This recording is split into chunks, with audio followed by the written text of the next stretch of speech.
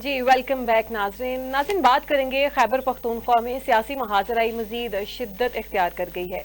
वज़ीर आज़म के कोआर्डिनेटर इख्तियार वली खान ने तहरीक इंसाफ की क़यादत खुसूसन बैरिस्टर गोहर को सख्त तनकीद का निशाना बनाते हुए कहा है कि वज़ीर आज़म को आइनी तौर पर कमेटी बनाने का मुकम्मल इख्तियार हासिल है।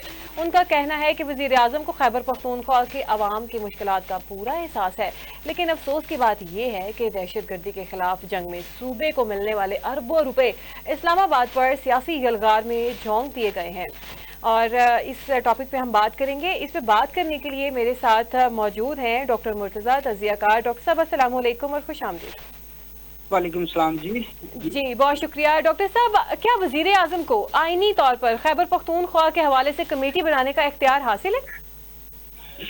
कि एक तो फेडरल के हवाले से जितनी रिस्पॉन्सिबिलिटी होती हैं वो तो फेडरल गवर्नमेंट ने करनी होती हैं जी और जो सवाई लेवल की हैं वो सवाई लेवल पे करनी होती जी। हैं। तो वैसे तो जितने भी रिप्रेजेंटेटिव हैं नेशनल लेवल पे, they have a right to arrange design any committee for the prevention and for the production and development of the जी। सो ये कोई ऐसा नहीं है कि हक नहीं होता।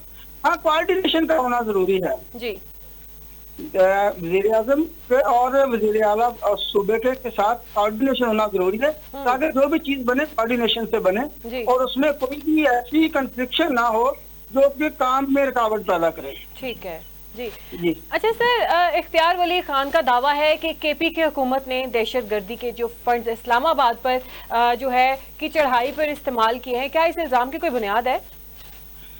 देखिए, ये तो ऐसे ही ना बेबुनियाद चीजें होती हैं। कोई भी जो फंड्स होते हैं, जो इस तरह सूबाई फंड्स होते हैं, वो कभी भी सियासी जो तहरीक होती हैं किसी पार्टी की उसमें नहीं लगाए जा सकते, क्योंकि उसका एक अकाउंटेबिलिटी होती है, हिसाब होना होता है। वो तो सामने आ जाती हैं चीजें। इसलिए मेरा ख्याल बगैर सबूत से इसका कहना कोई जो म्यूचुअल अंडरस्टैंडिंग है उसके लिए नुकसानदेह है। कोई भी ऐसी बात नहीं करनी चाहिए जो फेडरल और सूबों में तनाव पैदा करे, कंफ्लिक्ट पैदा करे। They must avoid. हाँ, अगर कोई ऐसा सबूत हो, कोई रिपोर्ट ऐसी आती है, जैसे एडिटर जनरल की रिपोर्ट पंजाब की आई, उसमें सारी बेजाबतियां आई, अगर वहां कुछ ऐसा आता है तो फिर बात की जा सकती है।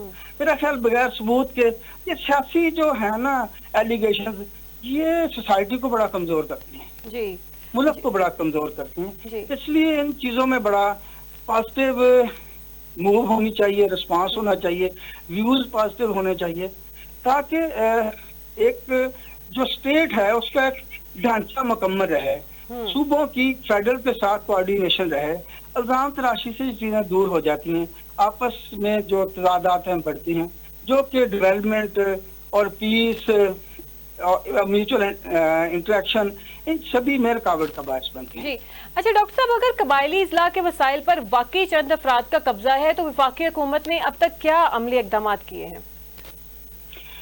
बात आपका तो जवाब खुद ही आ गया ना। अगर कब्जा होता definitely they must do any move against that tribes. तो उन्हें कुछ ना कुछ उन कबाइल के साथ करना चाहिए था। जब से कबाइल साथ मिले हैं, ये जो कबाइली इलाका साथ हमारे केपी के साथ सूबे में जम हुआ है, गिलगित बल्तिस्तान और ये ट्राइबल एरिया, तो मेरा ख्याल उस वक्त से ये ट्राइब्स वहाँ कोई भी किसी की डोमिनेशन नहीं है, वो तो एक सूबे के हवाले से है जी।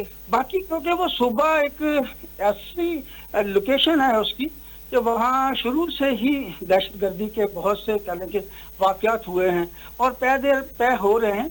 उनका कंट्रोल करने के लिए फेडरल गवर्नमेंट को, एजेंसियों को सूबाई गवर्नमेंट से कोऑपरेट करना पड़ेगा, तब जाके कहीं हो। क्योंकि जो लोकल लोग जानते होते हैं ना, वो एक जो फेडरल गवर्नमेंट के लोग हैं शायद वो नहीं जानते। लोकल कम्युनिटी से मिलकर दहशतगर्दी का मुकाबला किया जा सकता है, इसे खत्म किया जा सकता है और की जाए कि इसका एक दूसरे के एलिगेशन लगा के इसको मजीद कॉम्प्लिकेशन पैदा की जाए।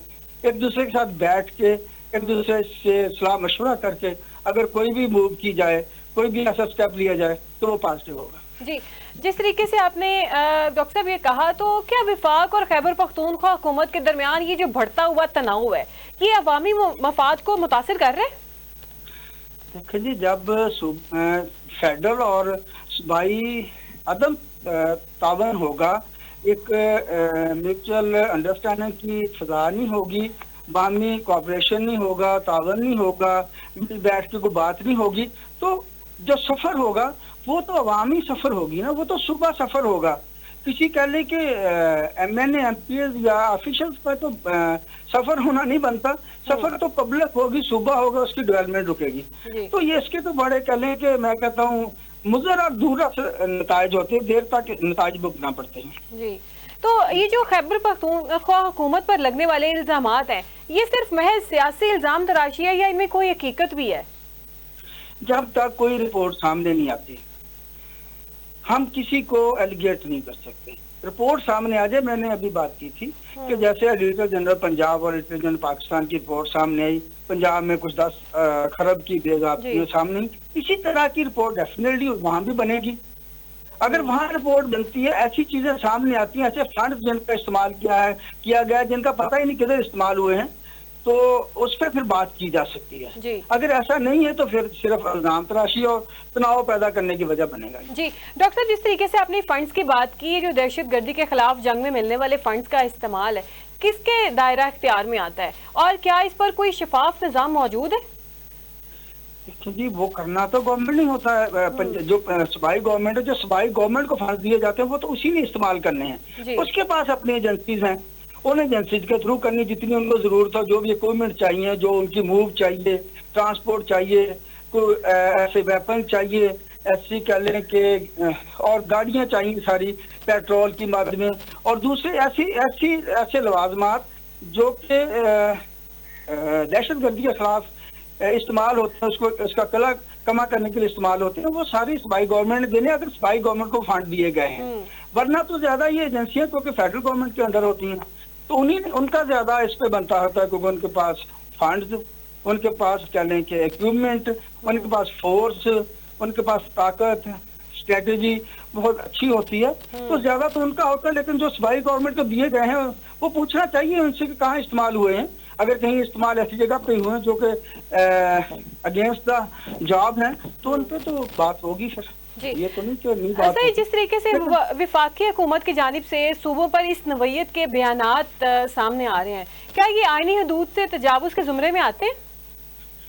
कि सियासी बयान, जो कोई भी ऐसी बात जो प्रोपेगेंडा पे मबनी हो, वो आइन से तो दूर होती है ना।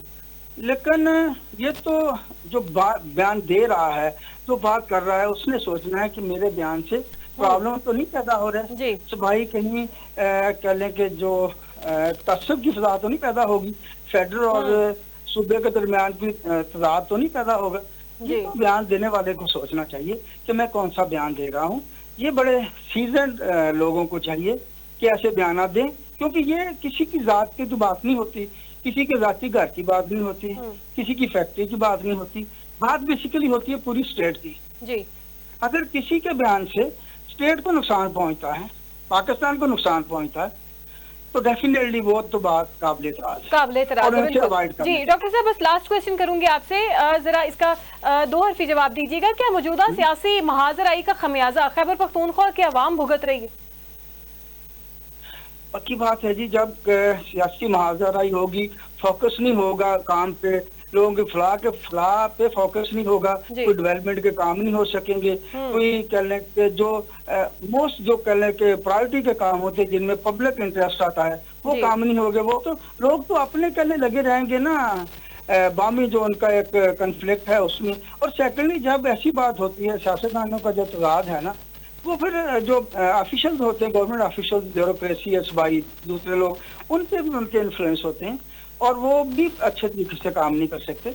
उसकी वजह ये होती है कि जाती इंटरेस्ट तो होता है किसी ना किसी का, किसी के साथ, तो वो फिर कह लें उस पर इन्फ्लुएंस करता है, वो सूबाई डेवलपमेंट में बड़ा नुकसान होता है। जी बिल्कुल डॉक्टर साहब, आपने ठीक कहा कि ये जो भी महाजराई हो रही है, सियासी महाजराई हो रही है, इसका जो खमियाजा है वो आवाम को ही भुगतना पड़ता है, खा वो किसी भी सूबे की आवाम है। जी अभी तो नाज़रीन वक्त हुआ यहाँ पे एक ब्रेक का, ब्रेक के बाद वापस आएंगे और अपनी गुफ्तगू का सिलसिला जो है वो एक नए मेहमान के साथ शुरू करेंगे।